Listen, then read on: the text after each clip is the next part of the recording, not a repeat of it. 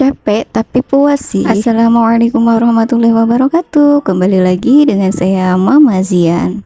Pagi-pagi dimulai dengan keadaan rumah yang ya begitulah, tapi nggak apa-apa. Mari kita bereskan semua ini bersama-sama. Kita awali beberes ini dimulai dari kamar terlebih dahulu, karena di kamar yang paling super berantakan. Sebab Zian, Mama dan Papa itu kegiatannya paling banyak dan paling lama itu ada di kamar, karena kamar adalah satu-satunya ruangan di rumah Zian yang paling adem kalau siang hari dan malam hari. Sebab cuaca di Kebumen itu nggak pagi, nggak sore, nggak malam, ya seringnya panas, karena emang Kebumen itu kan daerahnya dekat dengan pantai gitu ya. Makanya kita itu paling suka menjalankan kegiatan apapun itu di kamar, karena kamar adalah satu-satunya ruangan yang paling adem di rumah kita. Apalagi rumah kita itu atapnya menggunakan asbes ya, jadi kalau siang itu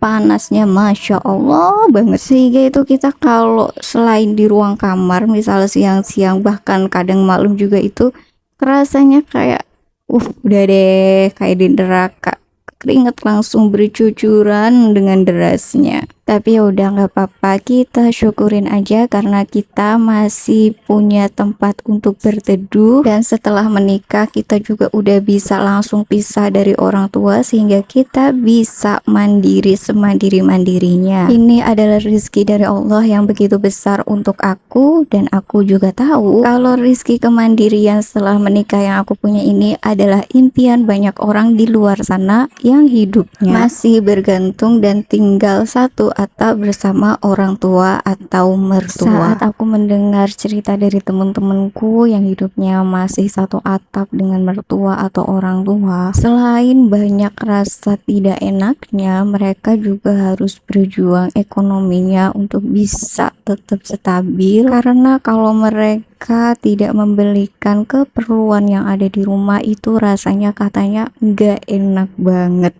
Pasti ada rasa canggung, rasa kayak menjadi beban kayak gitu, jadi kayak nggak enak lah gitu katanya. Belum lagi kalau setelah punya anak pasti akan ada konflik-konflik baru antara si istri dengan mertua atau orang tuanya, dan konflik itu sudah sangat jelas.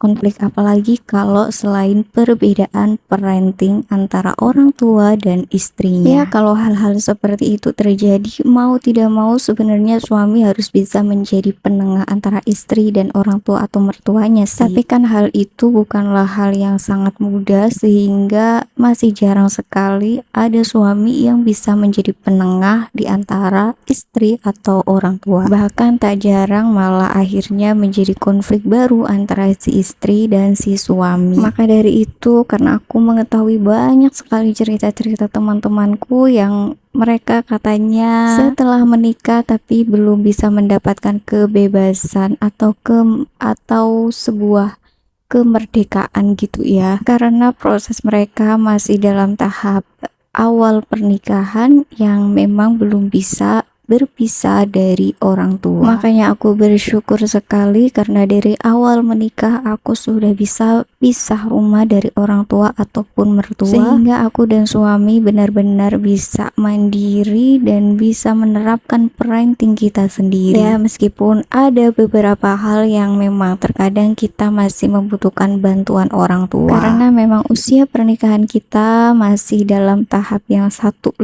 jadi masih banyak hal-hal yang kita masih perjuangkan bersama. Nah ini saat berberes dan disambil cerita-cerita, alhamdulillah sekarang rumah bersih dan sudah saatnya untuk bersantai bersama bapak dan si bocil, sambil memberi sarapan untuk si bocilnya mama yang paling ganteng ini. Tapi bukan anak mama namanya kalau di awal makan itu tidak pakai drama-drama terlebih dahulu. Udah deh, kalau awal-awal makan mah gini, dia pasti ada drama ngelepek lah, drama pingin minum lah, drama berjalan ke sana lah, ke sini lah, atau apalah, sampai dia merasa puas berdrama baru dia mau lap makan. Nah drama di pagi hari ini yaitu dia pingin minum susu terlebih dahulu, karena melihat emaknya tadi minum es susu, jadi dia pingin minum terlebih dahulu sebelum makan. Aslinya emaknya ini tadi sudah membara-bara ingin menjadi Mama Shinchan, tapi selalu ditahan sama Bapak Zian supaya meledak-meledaknya Mama untuk diredupkan kembali. Jadi ya udah deh, Mama tarik nafas panjang-panjang dan berhenti untuk marah-marah,